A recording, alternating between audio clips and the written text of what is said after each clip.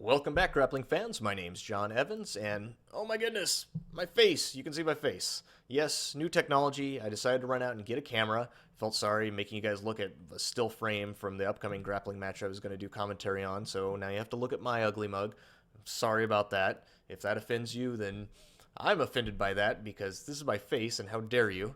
But if you'd rather not see it, then of course you can always leave a message in the comments below, and maybe I will not listen to them, but maybe I will.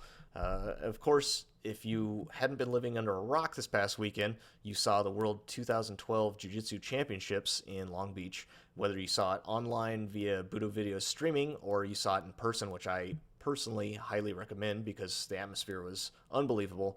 It was just such a great event. Buchecha, of course, being the total Cinderella story of this event, capturing gold at both his weight division and also the open weight division, and along the way defeating Rodolfo Vieira, which he was definitely the underdog. He was not supposed to beat Rodolfo. He beat Rodolfo in what's being called the greatest Brazilian Jiu-Jitsu match of all time. If you haven't seen it, go check it out. The video kind of went viral on YouTube for a few days with over 500,000 views.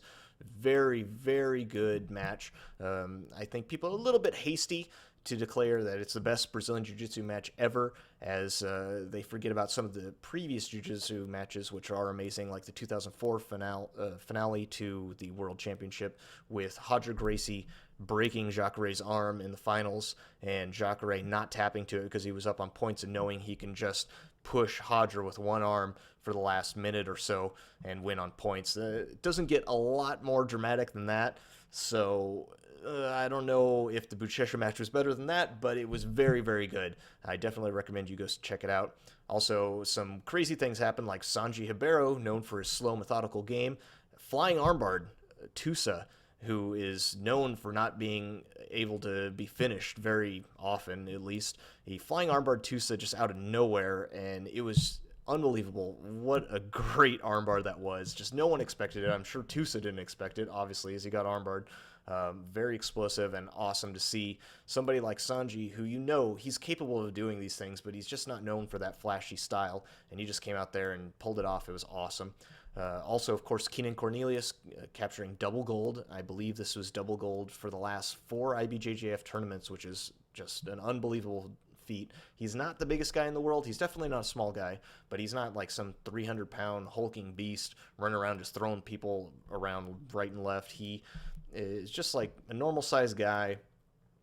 I want to say he competes in middleweight. I'm not exactly sure. He's definitely not small, though, but he got gold in his weight division and the open weight division, of course, fighting one of the Miel brothers in the open weight division and beating him on one advantage in what people are calling a boring match because it's both double guard pulls and very technical, a lot of grip fighting. Yes, they can be boring, but I think it was also a very great match, and just congrats to him. Of course, the Miel brothers closing out their division at purple belt once again. Just phenomenal grapplers, and I hope they're not discouraged about losing in the open weight division. Of course, they're much smaller than Keenan, and all 3 of them are just amazing grapplers.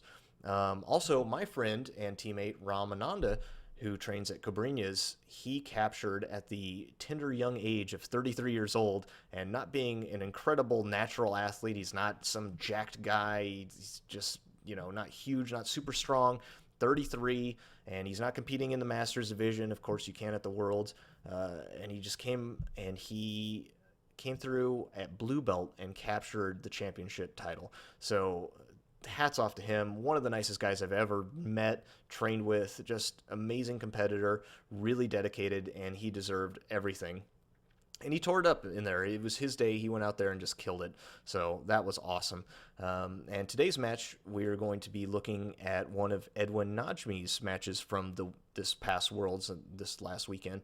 Edwin Najmi, if you're not familiar with him, he is a friend of mine. He trains at Romulo Barral's. Amazing. He was definitely the favorite for his weight class at blue belt to win. But he unfortunately did not. It was kind of an upset in my opinion. He was definitely the favorite. He's just on a tear, just killing people at tournaments lately, footlocking everyone super quick. and he lost. I mean, he went quite a few rounds through. I think he lost in like the 4th or 5th round, something like that. So definitely nothing to be discouraged about. And of course, anyone could have a bad day, anyone can lose, and he's just going to terrorize it at purple belt too. I'm sure he's going to get promoted soon, I would think. He's very, very good. But let's go ahead and take a look at that match right now.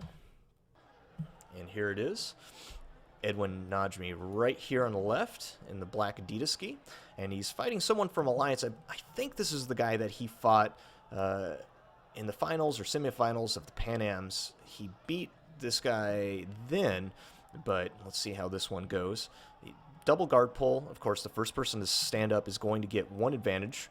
And Edwin making this nice spider grip right here and then forcing his foot to the biceps. And that extends his opponent away from him so he can start to work his spider guard.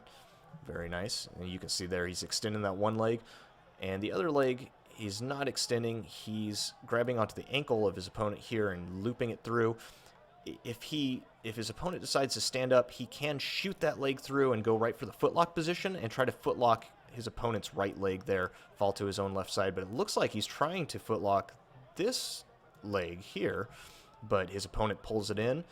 Very smart, very cautious, I'm sure. I think he was leg locked by Edwin in the Pan Am, so he probably is a little bit savvy to what's going on here. He knows Edwin's got lethal footlocks. And of course, if you've ever trained with Edwin, you know if that guy goes on a footlock on you, oh my goodness. And Edwin's pretty tall for the division too, which also gives him an extra leverage advantage. Oh, it's brutal. Very good footlocks. And here Edwin goes where it's like a half spider guard and half reverse de la Hiva. And his opponent is trying to get nice and low. He should be trying to clear off this reverse de la Hiva hook, and he's trying to come around to this far side. Edwin, of course, as long as you have that one spider hook, and it's very strong spider hook, it's very hard to pass.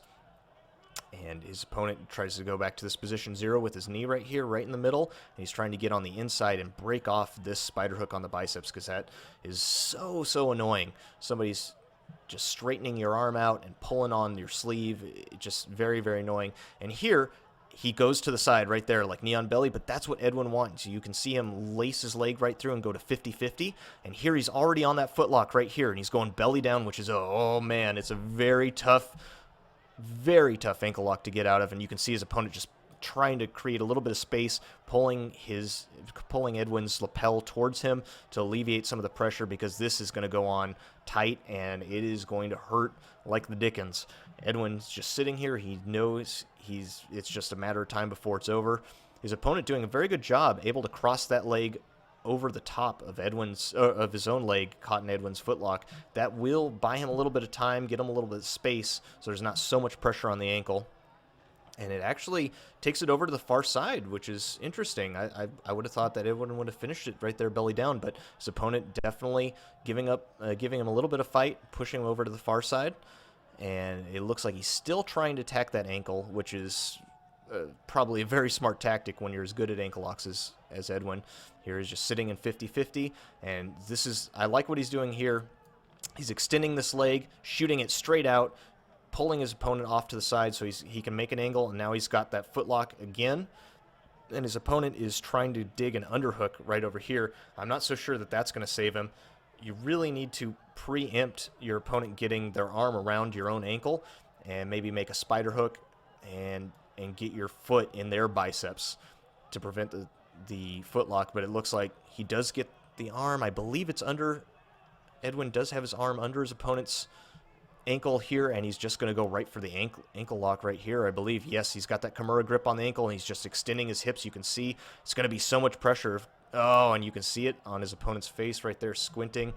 Oh, man, that is tough. Very nice, quick finish, very methodical. Good job from Edwin, and I just have to say, this is just a great game plan from a blue belt perspective, because you're a blue belt. People are not that familiar with 50-50 in the first place at blue belt, and you go to 50-50 and you're good with footlocks from 50-50. People are also not very familiar with footlocks at blue belt, and you have the height advantage on your opponent. You're strong, you're good with all of those things. It's like you're putting them in an area that is just completely unfamiliar to them, and then you just pull off a footlock, and it's just, how do you defend that? It's very tough at blue belt level. So an impeccable strategic decision from Edwin. I think that it's just so good, and that's why he finishes so many people with the footlock at blue belt. It's just very hard to stop. But anyway, that's been the show. So thank you guys. Please leave a comment and let me know what you think about the new technology, the camera, and everything. But yeah, we'll be releasing another one this week. So I will see you guys later.